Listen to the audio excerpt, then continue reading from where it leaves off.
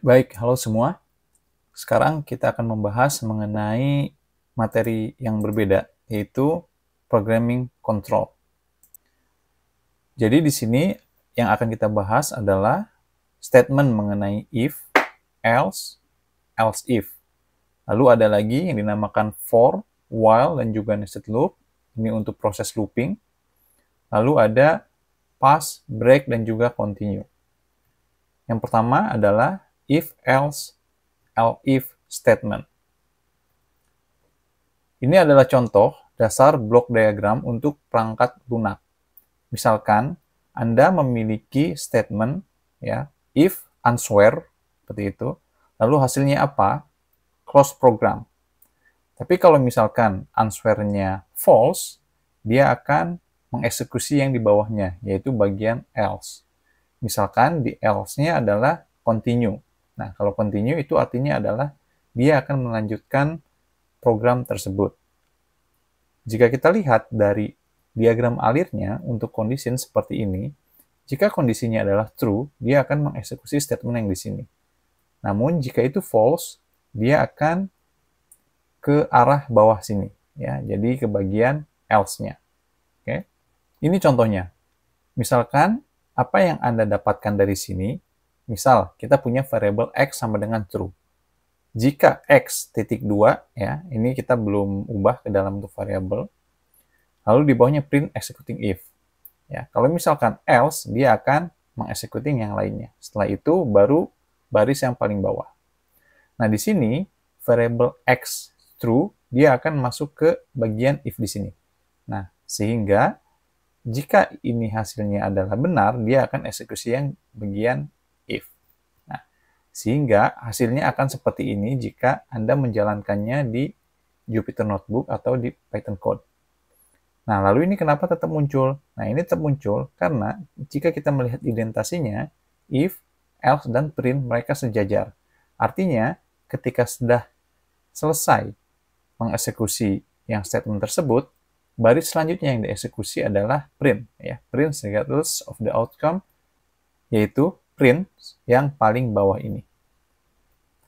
Nah, di sini perlu kita perhatikan mengenai indentasi. Ya. Kode ini dikelompokkan berdasarkan indentasi. Ya. Indentasi adalah jumlah spasi atau karakter sebelum code. Jika Anda menempatkan code di blok yang salah, maka Anda akan mendapatkan perilaku yang tidak terduga. Misalkan Anda ingin melakukan sesuatu, tapi kok hasilnya tidak sesuai dengan harapan. Nah, itu artinya indentasi Anda tidak tepat. Ya. Contoh seperti ini. Di sini X sama dengan 10. Nah, di sini ada statement X modulo 2 sama dengan 0. Ya, artinya di sini akan mengecek apakah sisanya adalah 0, pembagian X dengan modulo 2 ini. Nah, lalu di sini ada if yang kedua. Ya, nah, di sini dicek lagi. Jika X tersebut modulo 5 sama dengan 0 atau habis dibagi 5, maka dia akan mengeksekusi yang sebelah sini. Namun, jika tidak, maka akan mengeksekusi yang di bawahnya. Ya. Nah, jika ini sudah terpenuhi atau sudah dilakukan kedua statement ini, if yang di dalam nest tersebut, ya, di dalam identasi yang kedua, ya, maka dia akan mengeksekusi yang di bawahnya. Seperti itu ya. Jadi kita lihat identasi yang if di atas dengan yang di bawah dia sejajar. Ya, artinya dia merupakan blok kode yang sama. Nah, lalu di dalam blok code itu dia ada lagi yang identasi. Ya, berarti yang if yang di dalam dengan else yang di dalam dia memiliki kesejajaran. Ya. Nah, sehingga ketika kita eksekusi kode tersebut, hasilnya adalah seperti ini. 10 adalah event. Nah, karena di sini dia dicek duluan, ya, karena 10 adalah bilangan genap, sehingga ini betul. Ya. Nah, lalu yang di kedua, cek lagi apakah X ini habis dibagi 5, oh ternyata betul. Sehingga di sini hasilnya yang di print adalah divide by 5, ya. Nah, di sini output only when X is divisible by both 5 dan juga 2. Ya, jika dua-duanya bisa dieksekusi, maka ini akan muncul. Oke.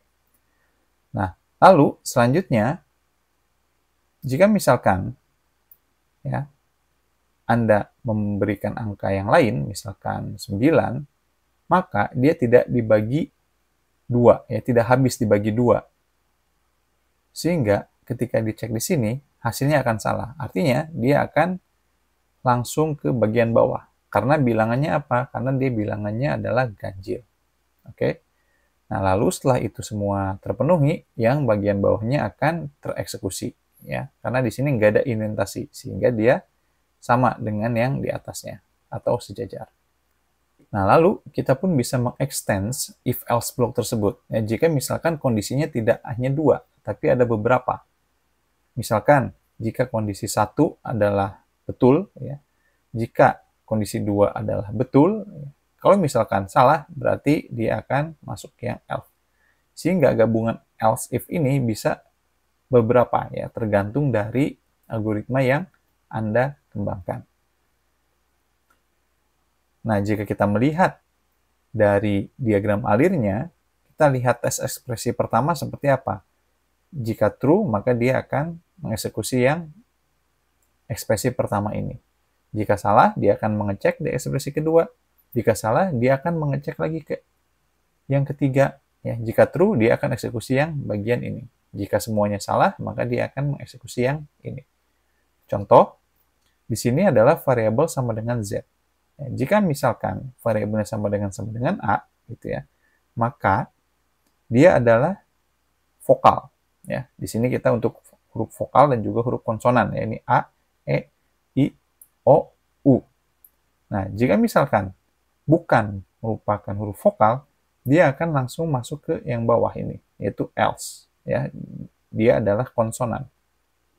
Kita lihat Z di sini dia cek, oh dia bukan E, dia bukan I, dia bukan O, dia bukan U juga, sehingga dia adalah konsonan. Nah, tapi jika kita mencoba, ya, dengan variabelnya diubah menjadi E, maka dia pun akan mengecek satu persatu. Yang pertama dulu, yang kedua, dan seterusnya. Nah, ternyata ketika dia menemukan E, statementnya sama dengan E ini, nah, outputnya merupakan this is the vowel E. Demikian contoh mengenai if-else block. Selanjutnya kita akan praktek menggunakan Jupyter Notebook.